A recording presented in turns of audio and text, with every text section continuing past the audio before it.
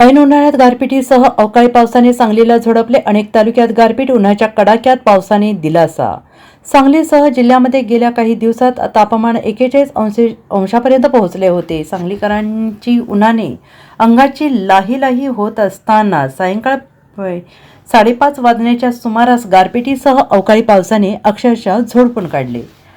उन्हाच्या कडाक्यात पाऊस पडल्याने हवेत गारवा निर्माण झाला होता. यामुळे सांगलीकरांना दिलासा मिळाला. आज दुपारपासूनच उन्हाचा कडाका वाढला होता. मात्र सायंकाळी 5:30 वाजण्याच्या सुमारास अचानक ढग दाटून आले आणि काही क्षणातच अवकाळी पावसाने सांगली शहरासह जिल्ह्यातील काही भागाला अक्षरशः झोडपून काढले.